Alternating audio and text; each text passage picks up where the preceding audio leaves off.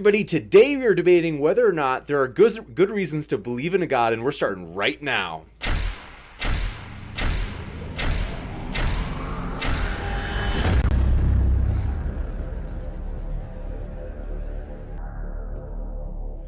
Ladies and gentlemen, thrilled to have you here for another epic debate as we are tonight debating whether or not there are good reasons to believe in a God. We have, first time here, our new friend, Stephen Dunn. So glad to have you here, Stephen. And if this is your first time here, want to remind you, consider hitting that subscribe button as we've got a lot more debates coming up that we are very excited about. So, also want to let you know, we have our dear friend, TJump. He is back. Look at him, better than ever, in his clamshell chair, just munching away there. He's got his little goldfish. Very nice to see you, Tom. So, want to let everybody know, their links are in the description. So if you're listening, you're like, can't get enough of that TJump. Well, I've got good news. Both of these guys have their links in the description, and as you can see, we've got Tom's link in the border. I mean, he's all over the place. So we are very excited. During the Q&A, if you want to shoot your questions into the live chat, I will pull those questions out. Then, if you've got a super chat, hey, feel free to do a super chat. It puts it to the top of the list, and you can make a comment toward one of the debaters. Now, they'll get a chance to respond to that comment, but if you've always been wanting to maybe poke fun at, TJump or his appearance, it could be a lot of things. Feel free. That's what the super chats are for. So, excited, folks, to have you here. Last, just want to let you know, we're going to do about, roughly 8 to 10 minute optional, flexible opening statements. And then, following that, we'll have open discussion where the speakers will just converge on their kind of points and kind of hash it out, and then we'll have Q&A. It's about 25 minutes of Q&A, so about an hour and a half total. And thanks, gentlemen, for being here. I guess since we usually have the affirmative go first, Stephen, if you're up for going first, we're more than happy to have you get the ball rolling. Yeah, absolutely. I'd be happy to. I guess now's a good time to start. You bet. Perfect. So I guess just to kind of talk about some preliminary sort of things before I get into the argument that I'm going to share with Tom. Because, of course, as some of you probably don't know or do know, me and Tom debated actually about a year ago. I think it was about a year this month or a year last month. So it's kind of interesting that we're coming back together on this topic. But I wanted to cover a number of different areas, similarly from that conversation, but a little bit different now. Because I've read a little bit more about Tom. I've looked into his book, into this epistemological model that he talks about if you really dive into Tom as a thinker. And I think that if we're going to have significant conversations with Tom as to whether or not God exists, or if there's good reasons to believe that God exists, or if it's possible to even obtain a knowledge of God, that we have to kind of work with Tom on his sort of, on his battlefield, so to speak. So, of course, we'll be talking about some matters in religious epistemology and some preliminary things in natural theology. So a lot of these things may have some heady kind of subjects. So I'm just going to kind of go through them as I can see fit, eruditely as possible. But of course, I always like to emphasize an important existential matter as to the question before us. Raymond Tallis, who's an atheist philosopher, I always like to bring up his quote. He said that as an atheist, I acknowledge that the idea of God is the greatest, the biggest, and most terrible idea that humans have ever had. And so as I approach this debate, you'll notice that I'm taking a procedure that sheds light on a number of areas that religious epistemologists, theologians, and even atheists tend to miss or not appreciate. And it's this emphasis for a kind of existential vitality that permeates our thinking about God and the world. So, of course, we're not merely detached thinkers on the subject of God's existence, despite many misunderstandings of, Pascal's argument or his wager. He was right when he said that the matter will eventually, if not ultimately, boil down to how will you wager, or how will you determine an answer to the problem. Now, I'm not so much trying to argue for moral responsibility on ultimate questions. Tom, we need an answer now, or it's nothing like that. But it's just to show that even if religious knowledge is possible, knowledge such that God loves me or that God is an active person, we need to see glimpses of these situations or we need to see them as possible in our prior sort of philosophical engagements about them. So kind of with that said, just to move into my case for the existence of God, and I used this one last year. Everyone popularly knows it as the cosmological argument, or some philosophers would understand it as the argument from contingency. And this argument, if you're not familiar with it, is based on a certain system of viewing the world that makes careful distinctions about how we understand being, existence, knowledge, God, and so forth. And so to get the argument going, I think it's important that I clarify a few terms, because there's a lot of directions and starting points that cosmological arguments can take. But insofar as this argument is supposed to have a communicable element between me and Tom, a Christian and an atheist, or a theist and an atheist, I'm interested in starting points which are more basic or more associable or philosophically agreeable or comfortable for two rational persons to readily recognize once they hear them. So to give a definition of God to start, because the argument rests on initial conceptual considerations regarding God's existence and his relation to the world. And the first point is that we can define God however Tom sees fit. But my definition that I've used is that I understand God as the proper cause of being. So rather than to extend or erect a definition of God such that he's the cause of motion, of change, and so forth, we can define God simply on the agreeable basis that God, if he existed, at least could be understood as the proper cause of being, such that our cosmological argument doesn't need to consider whether or not the universe began to exist at some finite time or what have you. And we don't need to delve over what veracity is contained within some cosmological model. As a matter of fact, we can take a step back and actually make a cosmological assumption that Thomas Aquinas makes in his cosmological argument, and that's that the universe is eternal. I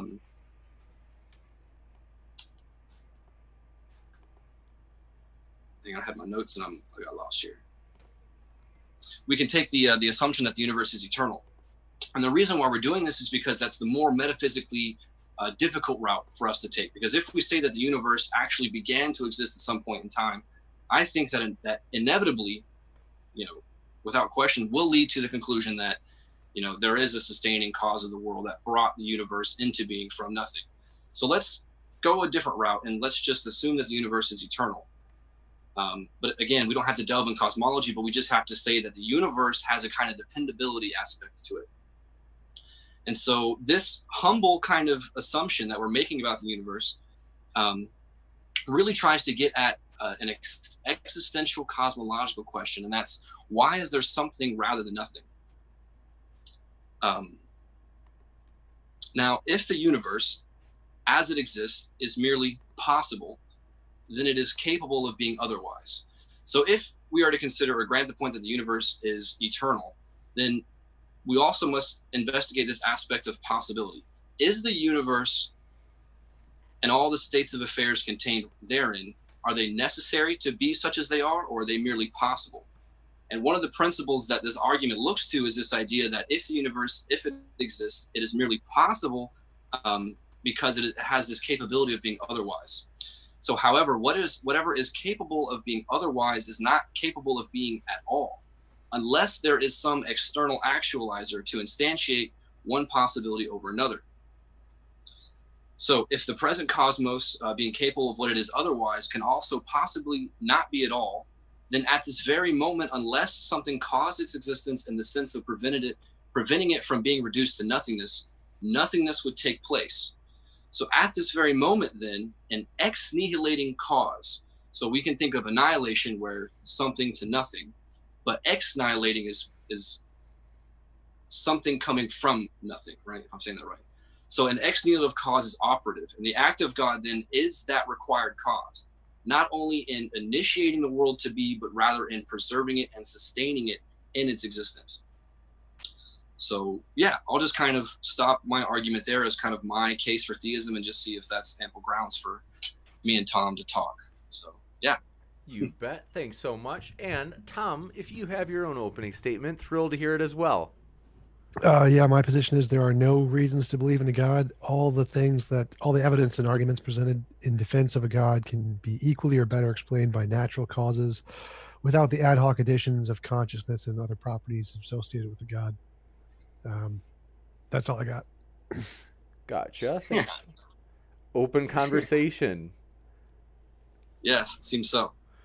So basically, Tom, I anticipated that response because, as you quite know, it's the same one you give every time, no matter what the apologist in question says or does. But it's this idea that there's this kind of equal weight theory as to the arguments for the existence of God. I mean, is that an accurate description of your position? That Well, I wouldn't say equal weight. I'd say the naturalists' explanations are always better, significantly by about like infinitely much. So I wouldn't say they're equal. I just usually argue that they're equal just to prove the point that there's not oh, evidence of a God.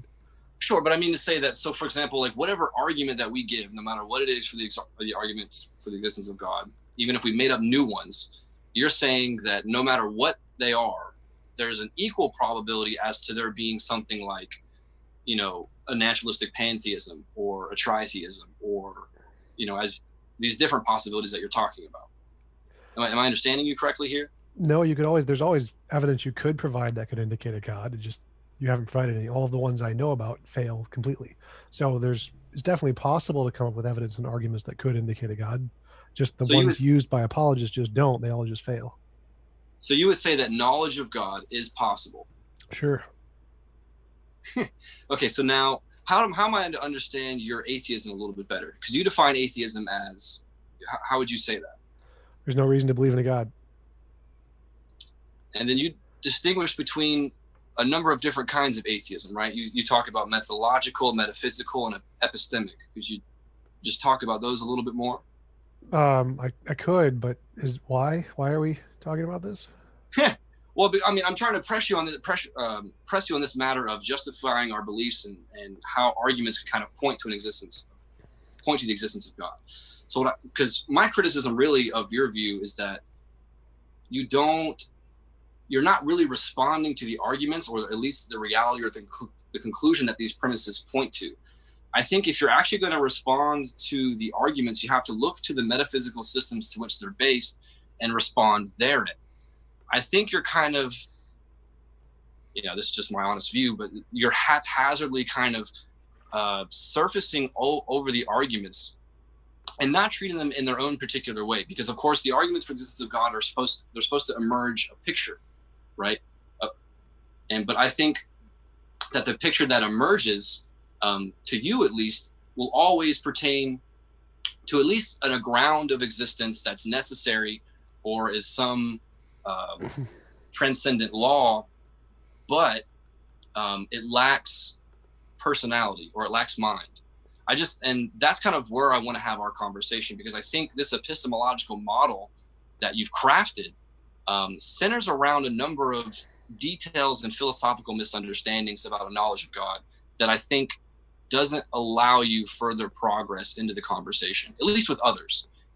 Okay, well, my epistemology has nothing to do with the God question at all. I just apply it to the God question. So my epistemology is just, how do we gain knowledge? We start with, I think, therefore I am, and then there's some difference between our imagination and the world we experience around us, and we need some way to differentiate between those two. That's all the epistemology is. So it has nothing to do with God at all. The reason the apologist arguments fail is just because they objectively fail. It's not. I don't address the conclusions because the conclusions don't matter. It's the premises. The premises they're just invalid or unsound in one way or the other. So it doesn't really matter what the conclusion is. All that matters is that the premises fail, and that's kind of what I focus on in the debates I have with apologists, that their arguments just literally fail. It's got nothing to do with my epistemology for the most part. My epistemology is just a means to demonstrate that they fail, because we can use the same arguments to indicate a mutually exclusive conclusion, which means we can prove they fail just by using the law of non-contradiction. And I just use my epistemology to do that, but it really doesn't have anything to do with my epistemology. You don't need my epistemology to show the arguments fail. Lots of philosophers have already done that in many ways. Yeah, but you would agree that you still need a kind of epistemological framework for you to walk about in these criticism or in these objections to God's existence. Because I'm not saying epistemological model as in like you sat in a room somewhere and wrote some things down, but this is actually a way you view the world and how you understand principles of being and so forth. And I think that this theoretical framework, at least you would agree, impacts or has repercussions for the kinds of beliefs you would obtain in the area of a knowledge of God. Well, sure, it's epistemology. It's how we gain knowledge of any kind. So it would also pertain to knowledge of a God, which is true of any epistemology. But again, that's really not relevant to the arguments. The arguments just all objectively fail. It has nothing to do with my epistemology. It's not like my epistemology is what makes them fail. My epistemology is just a way to look at them to show they fail in an easy, understandable way. Well, but of course, I mean, I think it is because you kind of fall guys to the kind of problems of modern philosophy, in that I think it's a new breadth of skepticism that you're kind of erecting. I mean, so I guess to kind of start back, your epistemology isn't conducive to the kinds of evidences that would be available if they such existed for God. So in other words, I'm I would saying disagree with that immediately. So again, my epistemology is just using the law of non-contradiction. Like if I said, Bob is not married, and you said, therefore we can show, or Bob is married. Bob is married. You can say, well, therefore Bob is married to Sue. I'd be like, well, no, that isn't evidence Bob is married to Sue, because he could be married to Jane. And I'd be like, so clearly you can't use that argument to say he's married to Sue. That doesn't work. And then, oh no, yes you can, clearly, because it's, but yeah, for some reason, blah blah blah. And I can prove that false. I can prove that argument fails, because the fact that Bob is married doesn't tell us anything about who he's married to. So you're making this ad hoc leap from Bob is married to Bob is married to Sue, and that's just objectively not supported by the evidence. So my epistemology is totally fine with evidence of a God, if you actually have evidence of a God, and it's open to that. The problem is that nothing presented by theists is actually evidence. It's not like it could be. So evidence. then what? No, it's literally just not evidence. It's like the Bob is married example. It just literally does not indicate that he's married to Sue. You can't use it to do that just by the laws of logic. Perfect. So how then do you understand evidence? Something that increases the probability of one conclusion over its alternatives. Okay, so just this could be anything that increases the probability of the likelihood or of the veracity of some claim or some proposition over its alternatives. Yes. Okay. And these evidences, these support, do they correspond to certain epistemic situations, such that certain kinds of an evidence might differ from other kinds, such as, for example, the evidence required for the proposition nothing is faster than the speed of light, as opposed to evidence for the proposition, that you're sitting in a chair and we're talking about God. You would agree that there's different kinds of evidences for those kinds of claims? No, those are still just novel testable predictions. For either one of those work fine. I don't see there's different classes of evidence. Like if I told you I saw a unicorn, that wouldn't be justified, because my personal testimony, my conceptual evidence, isn't sufficient to justify that a unicorn actually exists in the world. For that, you would need empirical scientific evidence. Tom, so there are different classes of evidence, but not in the case of the speed of light and I'm sitting in a chair. Both of those are just the same basic thing, empirical evidence. Tom, we can't quite hear you that well. People in the audience are asking if you could turn up your gain. It's already maxed, James. I've already turned it as far as it goes. Sorry, folks. He's trying. I remember my first time when I got my Yeti, but that's all right. Okay, so go ahead, gentlemen. But sorry, I forget if you were saying something, Tom. I would not say that there is different classes of evidence for saying I'm sitting in a chair and there's different speeds of light. They're both just empirical evidence is what supports both of those. So for example, like you say that there's differences between conceptual claims, conceptual evidence, empirical claims, empirical evidence, metaphysical claims, metaphysical evidence, and etc. Yes. Now, and you say that the kind of claim made has to correspond to the kind of evidence, right? So if it's conceptual claim, it has to have conceptual evidence. If it's an empirical claim, it has to have empirical evidence, and so on. Yes. But now what I'm wondering is that do these claims, all three of them, do they become reasonable only in this realm of the empirical? Once they become empirically verified, or if they've been instantiated as having... No. Okay. So conceptual claims become reasonable if you have conceptual evidence. Empirical claims become reasonable if you have empirical evidence, and metaphysical claims become reasonable if you have metaphysical evidence. The only ones that require empirical are the empirical claims. Well, okay, sure. But so how do you erect if something exists metaphysically or something exists conceptually? I mean, not to sound redundant, that of course you give it conceptual evidence or metaphysical evidence, but what would the evidence look like if you were to provide the truth for a conceptual claim, for example? The fact that you can imagine it is sufficient for a conceptual claim. Conceptual just means anything in your imagination. So if you can imagine a unicorn, then there is a conceptual unicorn. So if I told you I am imagining a unicorn, the conceptual evidence of my testimony is sufficient to make that claim reasonable to believe. Right. Now, what about, so in this realm of conception, what about the idea of coherence? So for example, yeah, so for something to be verified conceptually, it'd have to be a coherent idea, correct? Well, not necessarily. I mean, the fact that I can't imagine what you're imagining may or may not be, but I don't know what you're good at.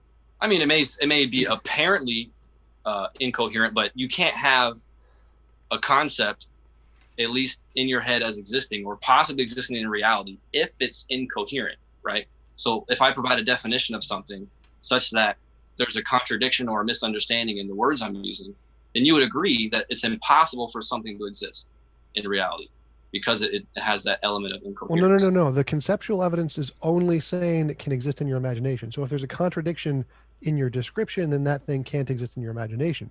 Reality is a whole different thing. That has total separate category completely. Yeah, I mean, sure, but none, even whatever empirical claims there still nonetheless is a kind of conceptual basis to it. You would agree that at least the conceptual and the empirical have to be in agreement with one another, right? No. I mean, we can prove that false in like 5 seconds. Einstein claimed that time could bend, and philosophers claim that time was a philosophical concept. It's not a physical concept. They were just proven false. So we can have these concepts of what reality consists of, like time, and can imagine it's a philosophical concept, and we just be false. It's actually a physical concept. So no, there could be apparent contradictions, like saying time can bend isn't a contradiction. Like there's logically, in the philosophical sense, time isn't a physical object. It can't physically bend. So to say it could bend would be like saying the square root of a pork chop, or to say that age could bend or something like that. It physically can't bend because it's not a physical object. So there's a contradiction in the way we use those terms. But that contradiction only applies to our conceptual framework. It doesn't apply to reality. Reality doesn't care about our conceptual framework at all. But do you think that these oddities or these linguistic like kind of conundrums that exist in these matters of science are really reflective of what goes on exactly in our epistemological makeup? I have no idea what you're talking about. Like, again, epistemological makeup is just the framework we use to gain knowledge. And yeah, so I'm saying that, okay, so when scientists or philosophers talk about time or a concept in a qualified way, where it seems as if there's an apparent contradiction, I'm saying that in those instances, are you saying that that's reflective of what's going on in our usual like capacity or our usual experience with obtaining knowledge? You see what I'm saying? Is experience really comprised of these oddities or these kind of like not so apparent sort of experiences? You see what I'm saying here? Again, not really, no. So again, we have a conceptual framework, which is our epistemology, the way we label things, and that's all just in our head, has nothing to do with reality. So if we want to say that our conceptual framework corresponds to reality, well, then that's when we need the empirical evidence. We need to be able to show that whatever we think is the case, like time is a philosophical concept or it doesn't bend or whatever, we have to make testable predictions to show if this hypothesis is correct, we can expect to see these results under these experiments or whatever. And then we can show that whatever our conception is, either it does or does not correspond to the reality outside of us. Our head. Okay. How do you understand existence then? So like, if I have something that exists in my mind as opposed to something that exists in reality, like what?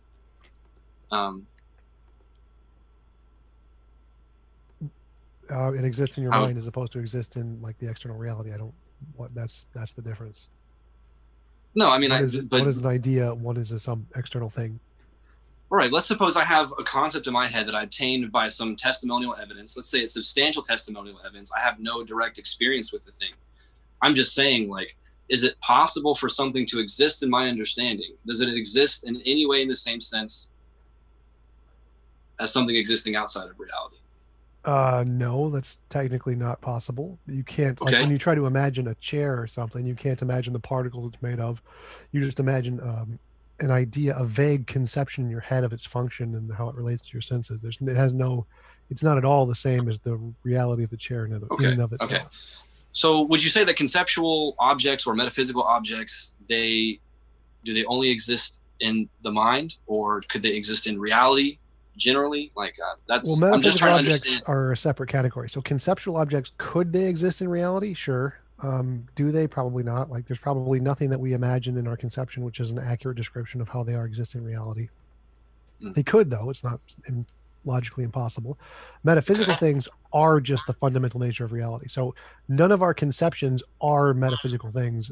Those are, again, two different classes, just like none of our conceptions are the empirical things. Those are two different conceptions, two different things. Okay. So what is a metaphysical thing as well? Like, what is a metaphysical claim or object? How do you understand the fundamental nature of reality? So I think therefore I am is the only one that I'm willing to grant, or maybe math and logic just for the sake of the argument. But I think therefore I am an absolute truth that can't possibly be false in any possible sense. Okay, so the idea that you, or that I exist or you exist is a fundamental truth that can't be otherwise. Yeah, I think therefore I am. Okay. Do you think that this is a basic belief that you hold about the world? I don't grant basic beliefs at all. I don't think they're required for anything. Why is that?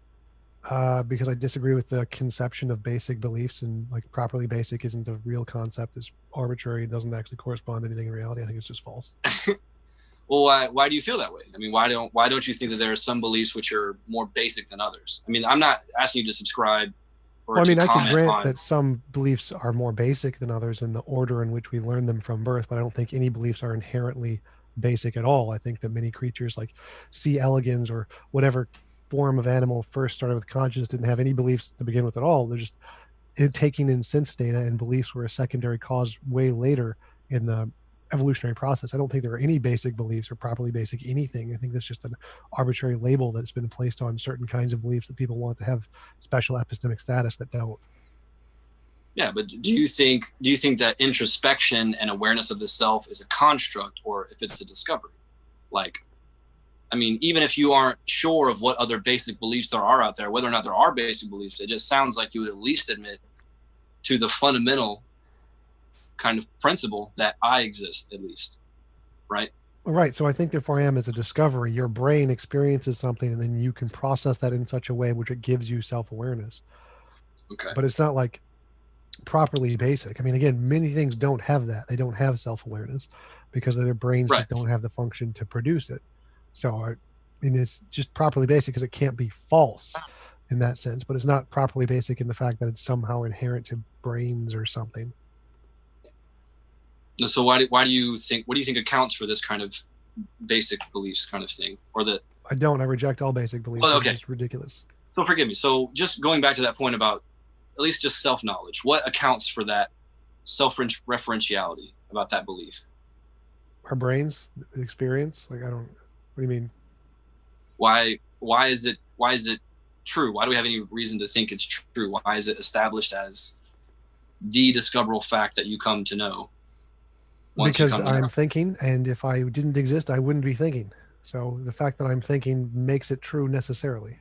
Well, see, this is where I think the problem, it gets frustrating, because it just seems like at the end of a number of ropes, I mean, I'm sure you've experienced this with other apologists, is that we reach this kind of tautology, right?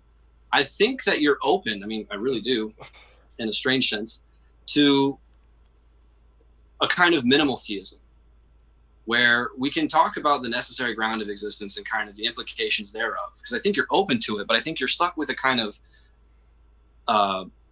empirical tautology, or an empiricist tautology, where things just kind of become reductionistic kind of within themselves. I don't think there's any kind of heuristic or existential progress, vitality in those kinds of perspectives. I mean, so if we're talking about the nature of introspection and self-knowledge and kind of these basic principles of existence,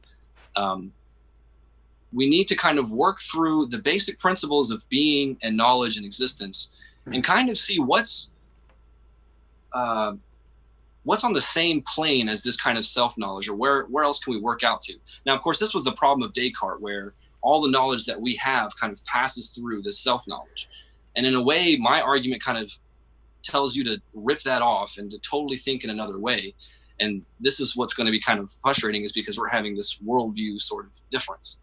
Well, I mean, if your worldview works and you can actually demonstrate it works as evidence, that's totally fine. I'm happy to accept it. Like, I'm just going to show that if it can't, I'm going to show why it can't, and then just dismiss it as being false. No, of course, but I think it's because, I mean, it's because it's an extension of your epistemological framework. This goes back again, to so my epistemology is irrelevant here. So if I can show your argument is false and like violates the law of non-contradiction, like my example of Bob is married, therefore Bob is married to Sue, well, then your argument is just objectively false. My epistemology is irrelevant because we can just demonstrate your argument is false.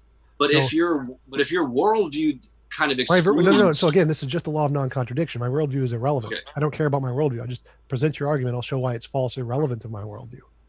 But I see, but you're not kind of appreciating the point is, I'm not saying that you're speaking from you're not speaking from, I don't know, you're not speaking from somewhere, so to speak. Okay. It's kind of like this. I have no idea what that means. Not speaking from somewhere. I need to better qualify this. So you're speaking from a framework which allows you to interpret the reason and the evidence that's offered, right? The law of non-contradiction. So I just start with the laws of logic, and as long as you grant those, I can show why your argument is false. But see, I think conversely that the laws of logic, if we follow them properly with certain considerations of the philosophy of being, then we can work to a knowledge of God's existence. But I'm curious. If you could, that would be evidence. I'm just going to show you can't. That's the point. But I think that you don't think that I can anyway. I mean, of course I don't think you can, because no one can do it, but that's irrelevant. If you could actually do it, go for it. I mean, that's what I'm talking about. You don't have that epistemological optimism. No. Again, so that's irrelevant. So whether or not I believe you can or believe you can't is irrelevant to whether or not your argument actually does. So like, I don't believe you can because inductively I've seen all apologist arguments. They're all terrible junk arguments. They're just obviously false. But you could present one that may work. That's totally possible. I can't disprove that. Right. I mean, so if you just actually presented one that worked, that would be great. But if I can show it doesn't work, well, then I'm not going to accept it. So. Well, but this is why I think apologists challenge you on shifting you to a kind of agnosticism, because of course there may be arguments or evidences or reasons that you don't know of. Sure. Have demonstrate it. Like, I mean, so I take the strong position that there are none. And if you can prove me false, then I'm happy to jump to agnosticism. But until then, I'm going to stick with atheism. I got you. Okay. Well, let's just kind of go back to the kind of my argument, because I want to kind of stick with just one. I think with our last debate, I don't know if you noticed this problem, but we wanted to go through a lot of different things. It's kind of important that I chose, are there reasons to believe in a God? Because it keeps us within this philosophical realm where we don't have to go so much to informed, revealed religious content as to the matter of Jesus' resurrection, miracles, and all that, because that's. I'm happy to go with whatever you want to go with. So in my conversations, of course. I'm just saying that. Is there at least some fundamental considerations of being that we could at least agree on and work together towards a knowledge of God? So that's why I'm saying let's look back to my argument. What exactly in that presentation did you have a problem with, or could you have found philosophical problems with? The notes I wrote down were Pascal's wager. I mean, Pascal's wager fails because there's no probabilistic difference between belief in a God and non-belief in a God. Either are equally likely to get you the infinite reward. The contingency argument, you said God was the proper cause of being. Well, I mean, I don't know exactly what a proper cause of being, what that means exactly, because being is just existence. So if God exists, well, he's already in being, so he can't be the proper cause of being. There can't be a proper cause of being because whatever caused it must exist and be a being. So I don't really understand what you mean by that. Yeah. Okay. God could possibly be different. And by your definition, you said anything that could possibly be different couldn't be the fundamental thing, because there has to be something more fundamental to cause one of its possibilities over the other. Therefore, I would eliminate your idea of a God immediately just by your own definition. Those would be like the main things, I guess. Okay. So all three of those are a misunderstanding of the argument. And just working through them. So the first one, the proper cause of being, to better explain that. So in other words, there's a lot of questions that we could ask, like, why do good things happen to bad people? God may be the answer, but not really. Why is there suffering in the world? Why does 2 and 2 equal 4? God may be the answer, but God doesn't become a necessity in those kinds of questions. What question could we ask to which God is the only answer, to which God is what I would call, or Aquinas would call, the proper cause of being? or the exclusive cause of being, if you prefer a different phrase. So the only question is, why is there something rather than nothing? That is the only existential, cosmological, philosophical question that approximates God in a relevant way, at least insofar as this argument is concerned. And I couple this argument with that question because what we notice about the universe is that it has this element of possibly being otherwise. You know, particles didn't have to have, certain particles didn't have to have the certain weight that they do. And all kinds of events didn't have to occur in such and such ways, such that the universe doesn't have this inherent quality of. Let me interrupt there for a second. So Yeah. the fact that we can imagine it being otherwise does not mean it could have been otherwise. So we don't actually know whether the universe could have been otherwise or not. We just assume it could because we can imagine it could have been otherwise. So, but the same thing applies to God. God could have been otherwise. We can define God in many different ways and have many different properties. Moving consciousness as one example, personality as another example. Those things can just be dismissed, and so God could be otherwise. Or we could imagine a God who wanted suffering instead of happiness, or immoral instead of morality. So God, there are even more variations of the way God could be than there are variations of the way the universe could be. Of course, but you've shifted the problem back to creation, or back to being, or having the explanation of the universe kind of be self-referential back to itself. What? So when you said that necessity could just be contained within the universe, like necessity doesn't need to point beyond kind of what exists or what created the universe. Necessity could just kind of be here. Or in other words, that you say this distinction of possibility and necessity is just this conceptual distinction that I've made up in my own mind.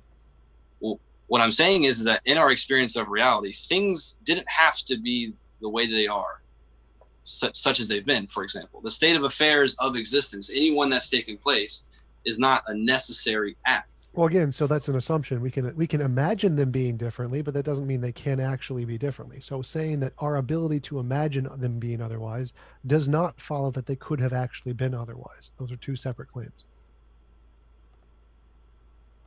No, wait, so sorry, you got cut off a little bit. So say that again, that last part. The fact that we can imagine something being otherwise, it does not therefore follow that it could have been otherwise. The universe, everything in the universe could be completely determined, and it could never have been otherwise, and it was exactly the only way it could have been. And the fact that we imagine it being otherwise isn't evidence that it could have been otherwise. Right. Okay. So of course we don't have to get hung up on that principle too much. I just I think it's an important exercise in our thinking of conception. But at least insofar as, as I understand this kind of argument in the atheists that criticize certain aspects of the argument, I haven't heard the criticism that the possibility and necessity might be a meaningless distinction. I think you're ignoring the broader terms of denying that distinction or the reality of that distinction, because what that means is that the universe has kind of this explanatory power within itself, or it's contained within itself somehow, at least. Well, no, this is actually a pretty common thing in physics. Like, I've had many physicists on, and we talk about this as one of the possibilities many, many times, that, yeah, this is the way the universe is, and that it's the necessary thing instead of a God.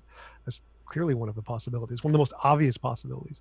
Physicists don't usually bring it up because they don't talk about the necessary thing, because science doesn't give us access to that metaphysical level of knowledge. They're just all made up. So we can make up any necessary thing and say, well, this is the necessary thing and be done.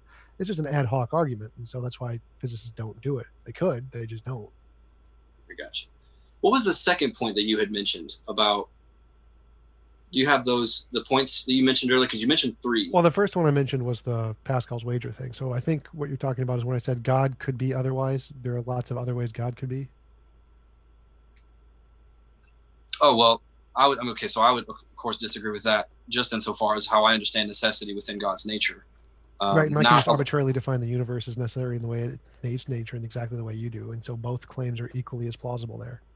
Well, and that's why I was pressing you and saying that it's absurd to do that, because you're grounding you're grounding necessity in the process of the world order. You can't do that, because it doesn't really explain what's going on. You only have a succession of events, and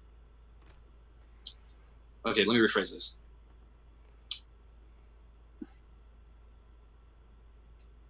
You only have a succession of events that are explained back within those events, right? Such that the explanatory power of this system, the universe, is just contained within itself as a whole. That's a problem, because the universe, like I said, I think it has this aspect of being otherwise. Well, I mean, I can Because just the grant that universe- and say the necessary thing is outside of the universe, and we can just make up other necessary things. I mean, again, the point here is just to say that anybody can make up a necessary thing. No form of evidence we have actually gets us to a necessary thing. It's just a made-up assertion in our heads.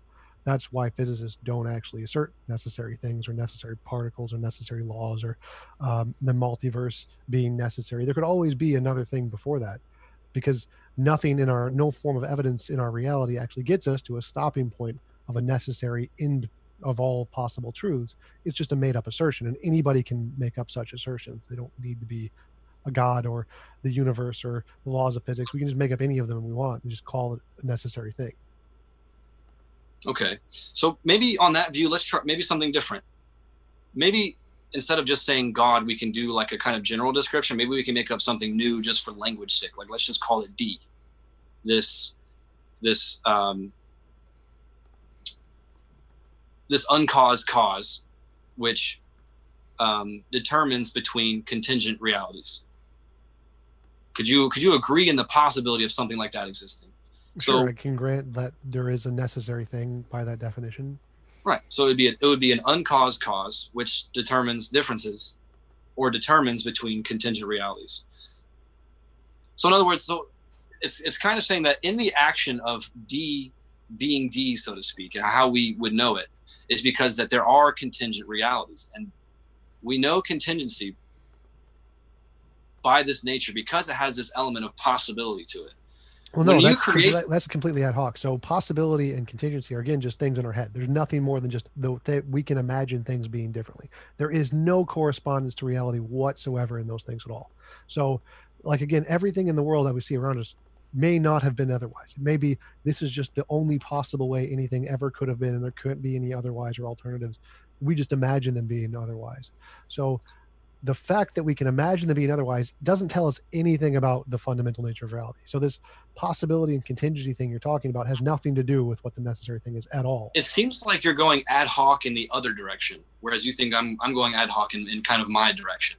I think you're going unnecessarily explaining by just saying that things have this kind of built-in necessity. When no, I'm saying it's a possibility. So you're being ad hoc because you're asserting this is the way it is. I'm just saying, well, no, that's not necessarily the way it is. There's other possibilities here. I'm not saying these are the way it is. I don't know what the way is. I don't know what the fundamental nature of reality is or not. But I do know that one of the possibilities is completely contrary to what you're saying. And so what you're saying is just making an assumption about the fundamental nature of reality, which is baseless. No, I'm just making a distinction in something that's readily available to your experience, or at least your concept of experience. I mean, I'm trying to create so something. again, my argument is the fact that we can imagine things being otherwise isn't evidence they could have actually been otherwise. Like, I could imagine that the car outside could be purple. You're right, actually. I didn't say it was evidence. Okay. I thought you said that our experience of possibilities and contingency tells us something about the necessary included thing within our experience of contingent things. That's how I would say it. I wouldn't say it's evidence per se of, but. So you're saying it tells us something about the necessary thing? Yes, because of our experience of it. Now, our experience, of course, that's evidence. I don't want to use evidence in that qualified kind of way, because I think you're trying to find support for a view, so to speak. When I'm trying to describe a view you already have, is kind of my point. Well, I don't have that view, because again, I think that everything we see around us could just be necessary and determined with no possible differences at all. That's one possibility. I don't have a view one way or the other on that topic.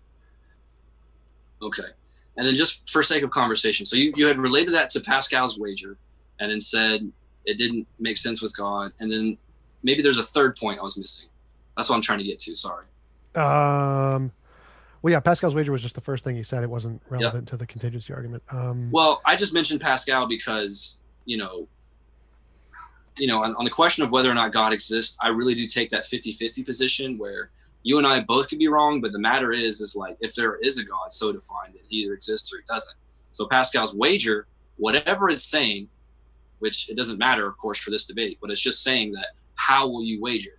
He says in the Pensées that, in the distance, or in the infinite distance, there's a coin being tossed and it's either going to land heads or tails. How will you wager? That's kind of what I'm saying. Right. But Pascal's wager objectively fails. Like, all philosophers just like, yeah, we know this is false objectively, because if there is a God, well, maybe the God gives a person who believes infinite reward, or maybe the God gives the person who doesn't believe infinite reward. And both of those possibilities are equally likely.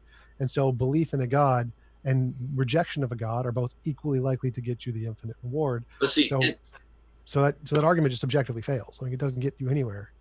But I think, believe or not believe. Can I ask you, this is just, because of course you could ask me the same question about a lot of things. I don't mean to ask you to be insulting, but like, have you ever, have you read the Pensées? Have you read the argument in the long time ago? Well, so I don't think that, if you read the Pensées and you read the argument of the wager, you're not getting you're not so much getting a probabilistic kind of argument. It's not a mathematization of how we can think about God. I don't agree with the claim that philosophers pretty much think it objectively fails. I think that Pascal's wager could be qualified to be a kind of mathematized argument, but it's not intended to be like that. Right. The point of the argument is to give the reason Pascal gives it is to try and give a reason to believe in a God a priori without any considerations of evidence. He's just saying, well, should we have a reason to believe in a God as to not believe in a God?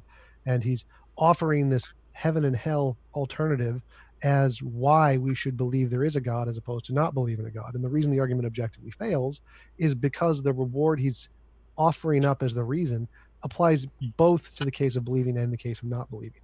So it's been philosophically disproven. Like, if we just look at the polls or whatever in the philosophical community, like, this is not a compelling argument. Like, pretty much everyone accepts this doesn't work at all. Yeah, but that's on the presupposition that he's trying to make an argument to establish the reality of God's existence. That's not exactly. He literally says that. That's the first line of the thing. The reason he's presenting this argument is to provide a reason to believe before considerations of the evidence. That's the purpose. Well, of course, but he talks about reasons of the mind and reasons of the heart. And so what he's trying to do is to kind of unite the two, right? Really, his goal for the Pensées is to try and create an experience of the human heart to come to know the reality of God. So there's an existential aspect associated with the argument that I don't think is appreciated. And that's all. Because he literally says this argument is specifically just for the point of trying to present a reason to believe without any prior evidence. So the follow-up arguments that he provides of the reasons of the heart have nothing to do with this argument. This argument is purely just a logical presentation to try and give you a reason to believe. But he's not offering reasons prior to the evidence. He's saying that if you can't make up your mind despite the evidence, if you don't know where to stand, then here's a possible way to think about your reason and your desires, such that here's a way that God could seem attractive to you.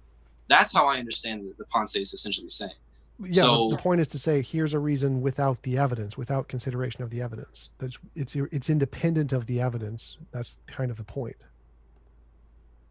Yes, but I think you're trying to relate his argument more on matters of justification, whether or not his argument has like a premise to conclusion kind of setup that could be more or less, successful or not successful. And of course, it's an argument at the end of the day.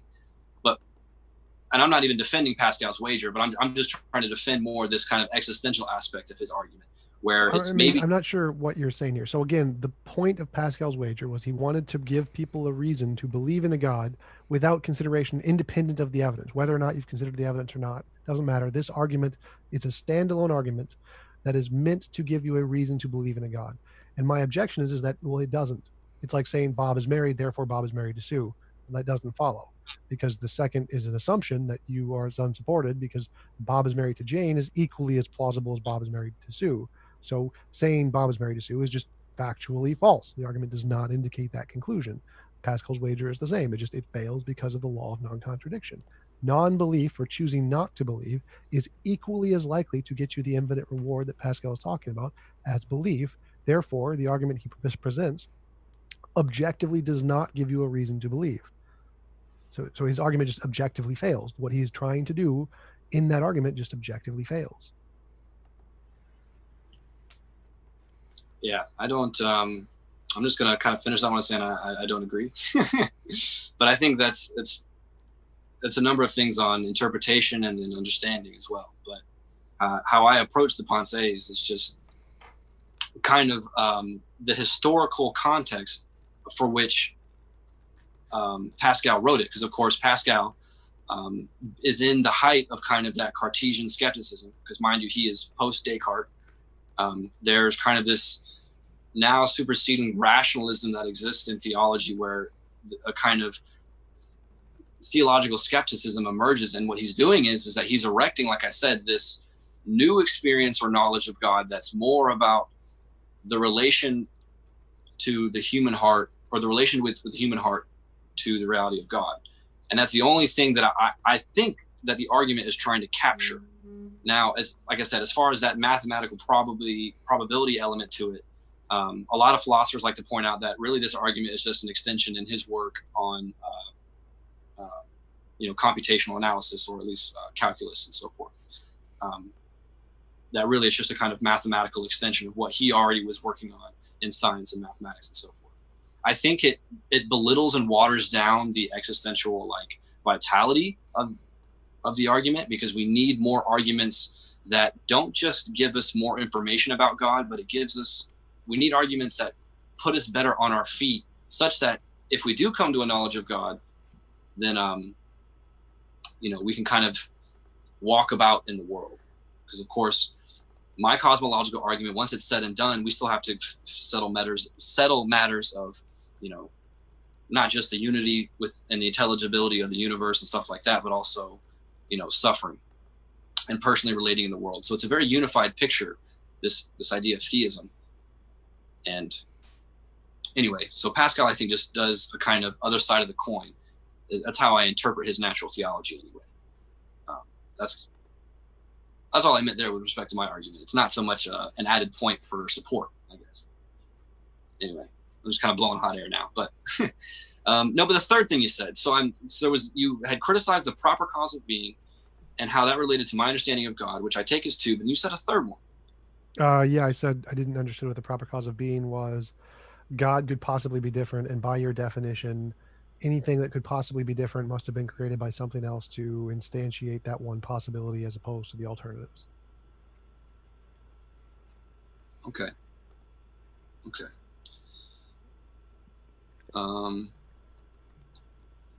Yeah, I think my notes. Do you have any particular questions about anything? Anything that on your mind, do you want to continue or to press or to ask or? Well, from my position, all you're doing is making up labels, and there's no evidence of any of those labels. If you want to claim that these are actually properties in the universe, well, then I have to hold you to the same standard of physicist. Physicist makes up a new particle, like a WIMP, weak interacting massive particle. Well, then I don't care if they want to define it that way, or if they want to look at a certain combination of things in the world and give it a label as a WIMP. It doesn't make a difference if it's just imaginary until you demonstrate otherwise, until you can actually make a testable prediction that verifies that these labels you've made up actually correspond to something. Well, it's just a made up label in your head. It's imaginary until demonstrated otherwise. And the approach you take seems to be very much like the Thomistic approach. And these labels that he applies are, again, just made up imaginary until demonstrated otherwise. And I don't see any reason to take the labels seriously any more than I take the label of phlogiston seriously. It's just, you look at a phenomenon, you give it a label and say, well, this is what it is. And then you try to make arguments about where those labels lead or the consequences they get to, but they're baseless. They're just, again, demonstrate it's not imaginary. Until you can do that, it's imaginary until demonstrated otherwise. Right. So even these distinctions that I've made, even the ones that Thomists make, I haven't even talked about them, but of course they're inherent within the argument. But distinction between possibility and necessity, or actuality and potentiality, these are just kind of constructions, just imaginary distinctions that were made up. There's no possible. Right. It's like Theseus's ship, or the argument of the heap, or the problem of identity. Is just saying, we're going to take this observation and we're going to give it a label, and then we're going to say, well, this label applies to everything, and therefore we can make inferences. Like, for example, the potentiality and actuality argument, we can just show that's false, because if we just accept the B theory of time, well, everything is just the way it is, and there is no change. Change doesn't exist. There is no change to be had. It's just appearance of change, or a delusion of change that doesn't actually exist. So if there is no change, well, then there is no potentiality and actuality. Everything just is. And so that was one possible ontology that just shows that this idea of potentiality and actuality just takes the things we experience, gives them a label, and then assumes that that label then applies to the fundamental nature of what exists, the ontology of reality, baselessly. Just like saying phlogiston, well, we can see this phenomenon of things rising when we heat them, therefore it's phlogiston. Well, That's not evidence. You have to show this isn't an imaginary property first. Otherwise, it's just imaginary until demonstrated otherwise. And that's kind of the problem with the Thomistic properties like potentiality and actuality. They're just made up labels, and they don't tell us anything about ontology. They're just assumed to tell us about ontology. Okay. So I guess just to pose one question. So how Thomists kind of paint the picture of, where we are rational creatures, we're endowed with, attributes of intelligibility, but we can, as subjects, we can relate with the objects known, for example, such that like we're not just learning some fact about something, but we're very much coming into an encounter or experience with that thing. So Russell, for example, talked about knowledge by description, where, we see the man with the hat who sits next to us on the train. We see him getting, chicken nuggets for lunch every day at 6, and so on and so forth. And there's a number of descriptions that take place. But then one day he comes up to us and says, look, my name is Stephen Dunn. And so what happens here is not a collection of experiences or facts, but now we have this element of encounter where there's a kind of disclosure taking place among persons. So Thomists have this entire system of viewing the world, of having this aspect of personality, of relatability, intelligibility, and so on. And it kind of undergirds the framework for how they come to a possible knowledge of God's existence. In other words, that's the kind of an ontology or epistemology that kind of brings optimism for helping us allow to think how God can exist or how God can relate to the world, right? So that's what I mean when I say our epistemological framework is related to how we kind of approach these matters, because theists, or at least Thomists, have this informed perspective that kind of is conducive to that. My question after that rant was, what is your substitute for them? In your account of, knowing reality, or at least knowing ultimate reality, what is kind of this basis? What is the ontology to which you describe? Well, right. So I totally agree with that description of Thomism, and I just see it as they imagine things and they think that their imagination corresponds to the fundamental nature of reality. They're making a distinction or a category error between the conceptual tier and the metaphysical tier. Like, our conceptions of reality do not correspond to the way reality fundamentally is. Just like when philosophers thought that time was a philosophical concept, then we learned that time was actually a physical concept that can bend. Our conceptions don't tell us anything about the fundamental nature of reality. And we know that happens over and over and over again in essentially every respect. It's like we hold an object, we think it's a solid object. Well, is this our conception giving us a insight into the fundamental nature of reality? Well, no, because it's not a solid object. It's 99% empty space. When we see colors, are the colors actually there? No, it's just a delusion presented by the brain. Like everything we see in reality, like 99% of everything we experience isn't a part of reality. It's just a made-up construction in our brains. So this idea that somehow our conceptions can give us access to the fundamental nature of reality is just a conflation between the conceptual tier and the metaphysical tier. So in my world, so there's no way that the conceptual could be accurate or describe or correspond to the way the world actually is, or at least the fundamental nature of reality, no matter what. It absolutely could, but you need the metaphysical evidence to demonstrate it does, as opposed to just being imaginary, because we know that the things we can imagine are just imaginary. They may or may not correspond to the fundamental nature of reality. So just like they may or may not correspond to empirical reality. Like, we can imagine when we see something rise by fire that it's caused by phlogiston, or we can imagine it's caused by the expansion of particles when they get heated. Both of those are equally imaginable, and one of them can correspond to reality and one of them doesn't. But you need that further empirical evidence to demonstrate which one does. So we have the ideas, and those are just ideas. They're nothing more. And then after we get the empirical evidence, then we can say, well, one is right, one is wrong. The same thing applies to conceptions about the fundamental nature of reality. They're just ideas until you can provide that metaphysical evidence to show which one of these ideas is correct, and which one is not correct, which you haven't done. The Thomists just assume that their conceptions are correct, and other philosophers just disagree. I mean, Thomism is not a widely accepted view in philosophy because of that reason. It's just that's their interpretation, and they think that their thoughts correspond to the fundamental nature of reality, and everyone else just has different thoughts, and they think their thoughts correspond to the fundamental nature of reality, or that there are none that correspond, or whatever. So the problem is that not that our ideas can't correspond to the fundamental nature of reality, but that you need to go more beyond just the fact that we have ideas, and you need to demonstrate that they do correspond to the fundamental nature of reality. And that Thomists have not done ever. Okay. Got just now, would you say one more issue, and then we'll go into the Q&A soon. Yeah, I'll finish this. We can get right into it. So would you say that this epistemological procedure that takes place is that fundamental to nature, or is that like an essential aspect to the way reality is, or is this just a successful track record, or is this just one way that's been successful in how we understand reality? Is this empirical kind of? No, it's just a conceptual framework. So epistemology are just conceptual frameworks. That's it. They don't tell us anything about the fundamental nature of reality. Right. Now, did you discover this by some experiences that you've had, or something that's confirmed it in such a way, or is this just a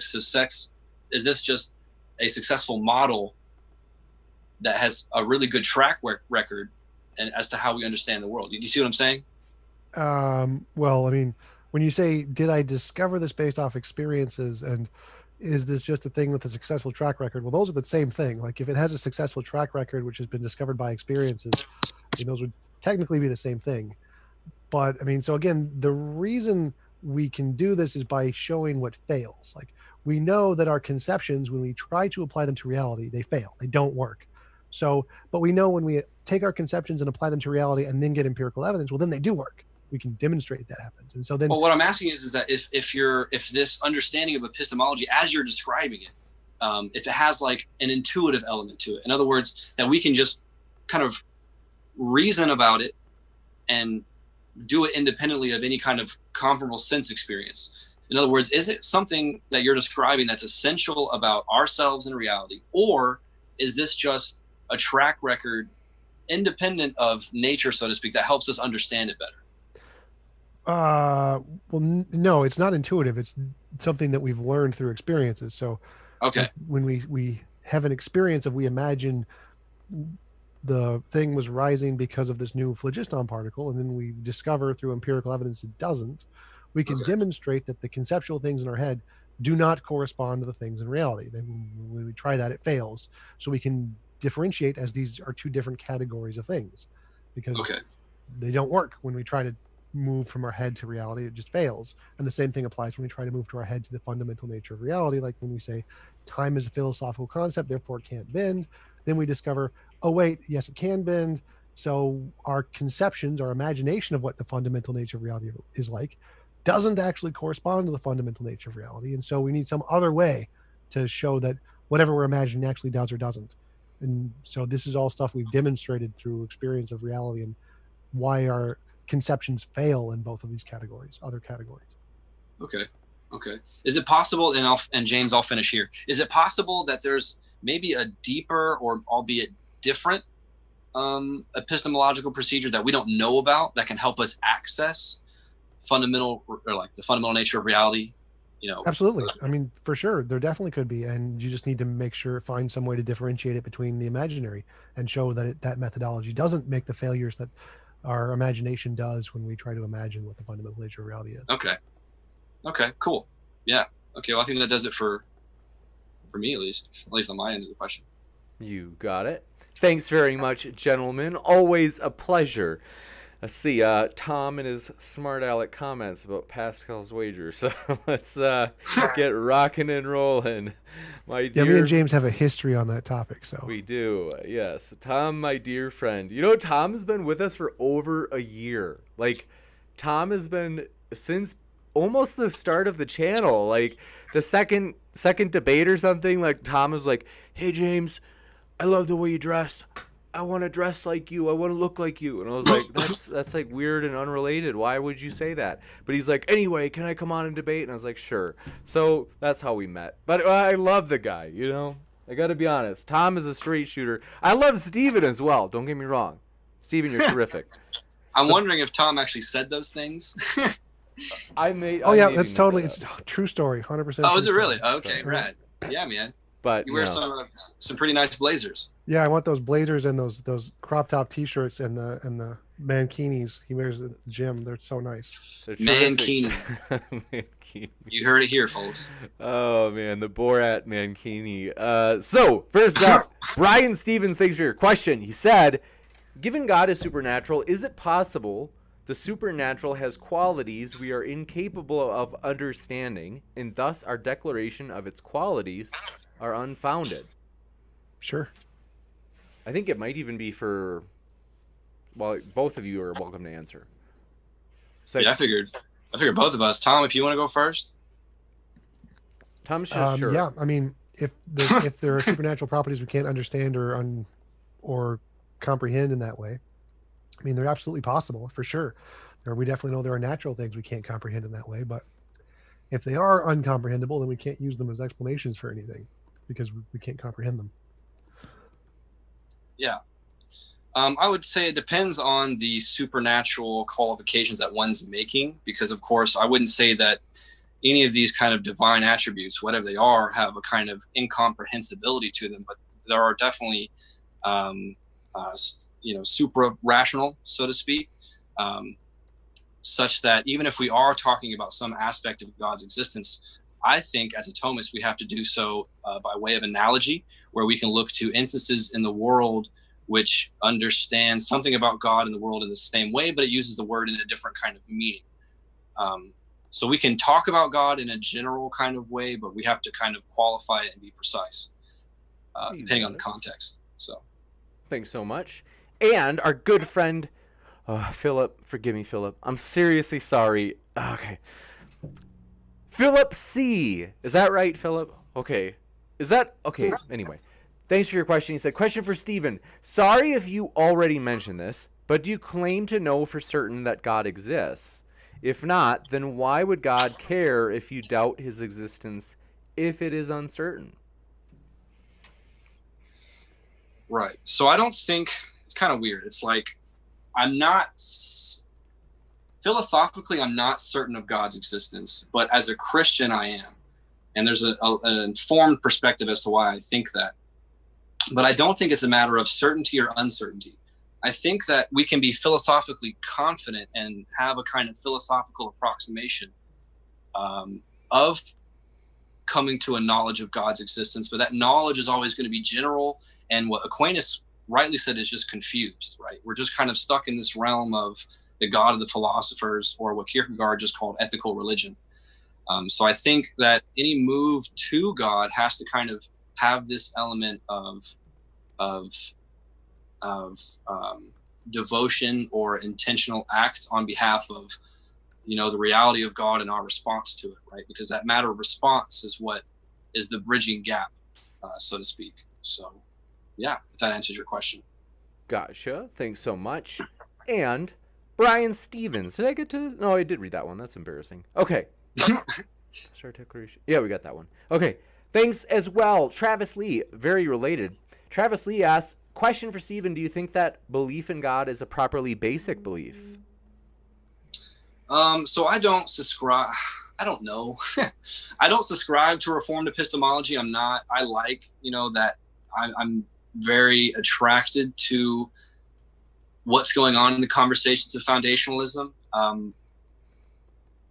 I describe God in other ways than to say God is properly basic.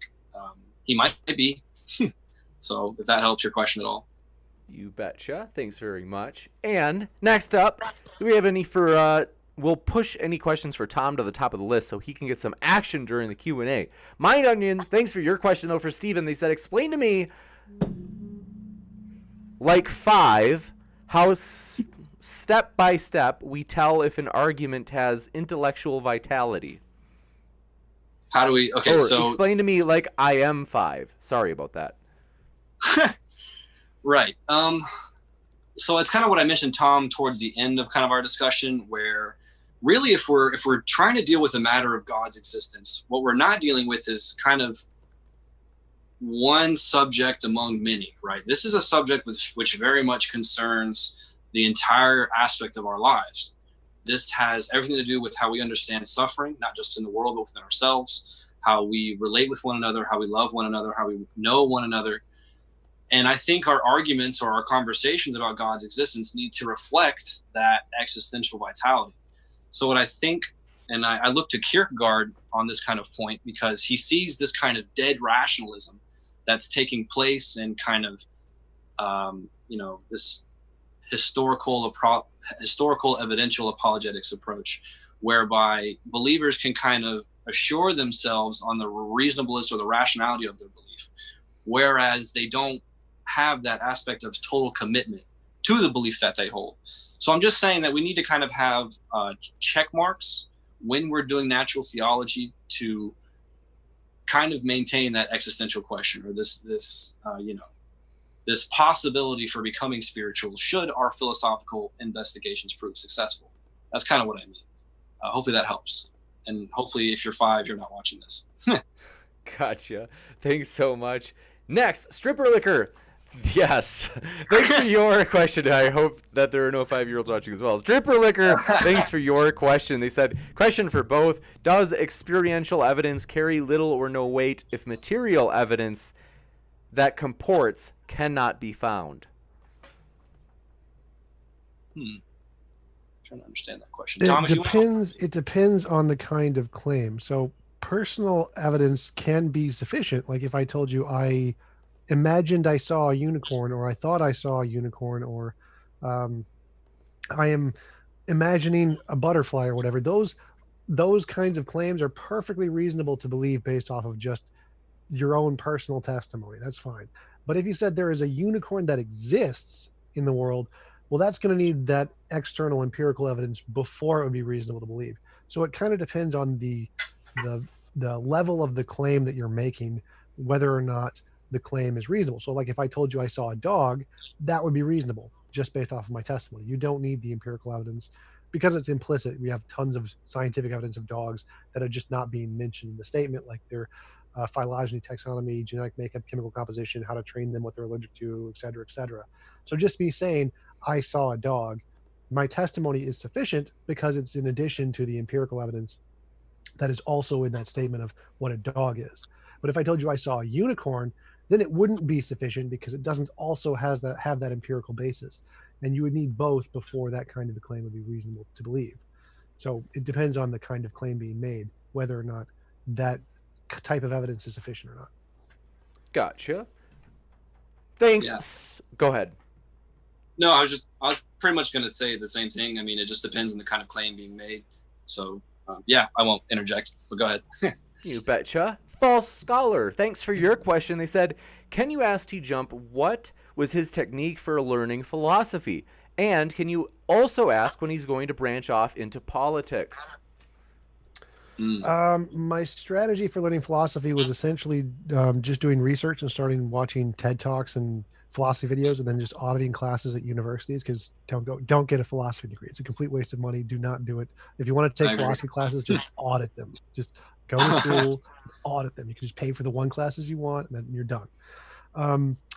Then I would like to definitely branch off into politics. James just needs to do more politics debates. Like, what is James's fault? I mean, blame James.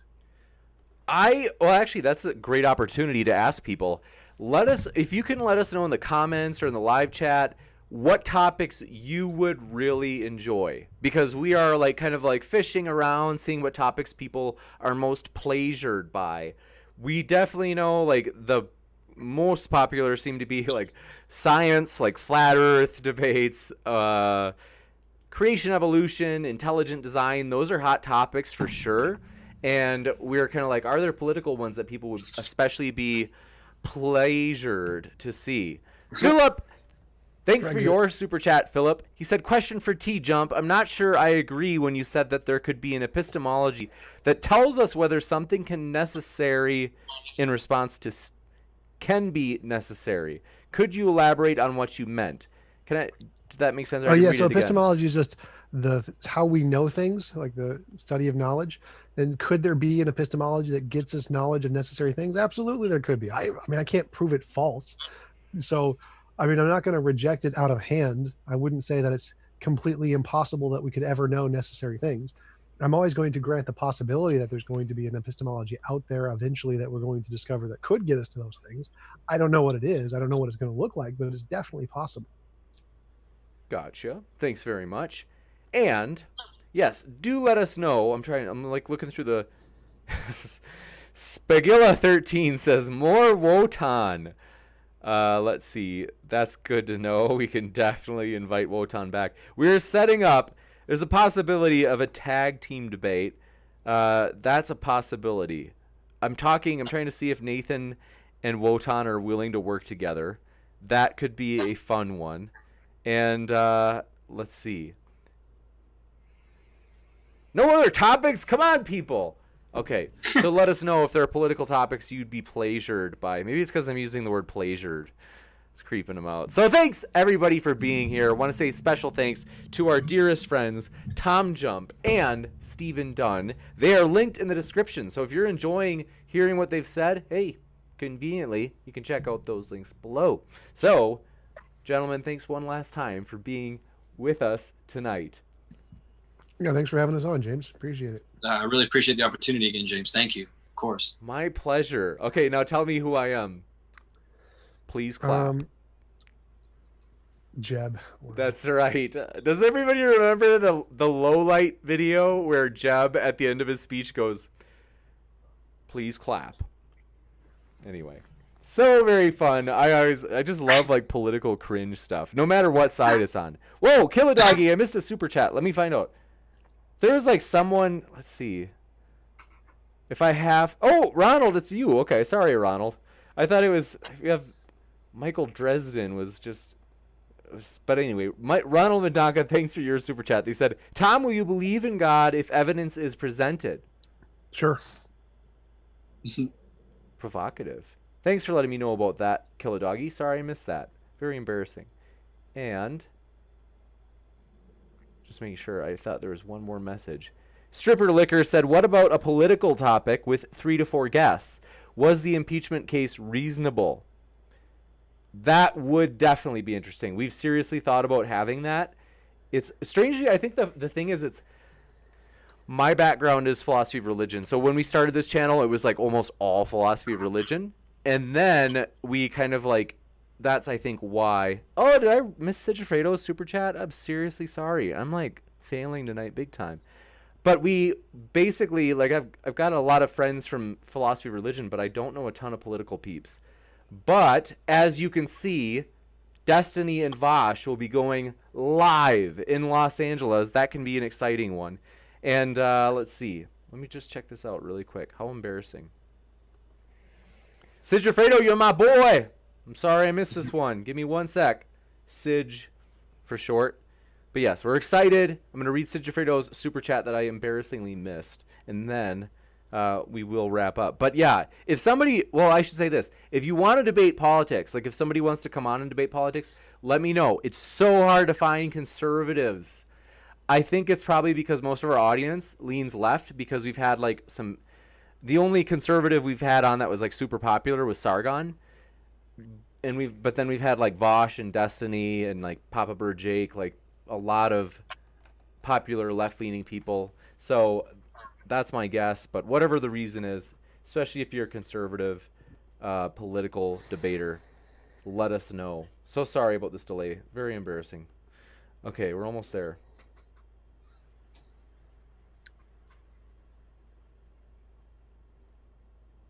Totally made up. There's no super chat from Sigifredo. That's funny. Okay, very tasteless joke. Did they say that they were joking me? Very funny. Okay, so anyway, thanks, folks. I hate saying goodbye. That's why I'm delaying. This is just too fun to be here. I get it, man. Yeah, same. Let me just check and see. Philip was named James. I got it wrong. Oh, okay, gotcha. It wasn't a tasteless joke. Thank you. Mason Calla. I got a smudge on my screen. Mason Callahan, thanks for your, I just want to make sure I got your name right. Thanks for your, they said, love the videos, by the way. Been enjoying all the discussions you've prompted. Thanks so much. All credit to the debaters. They are what make it fun. And so I just appreciate you guys hanging out with me. It's always fun to just be here for the parties that we have here. So it's always a great time. And with that, keep sifting out the reasonable from the unreasonable. And false scholar, I agree. We'll try to get Nick Fuentes. That would be a very fun one. Little Nicky. So keep sifting out the reasonable from the unreasonable. Take care, everybody.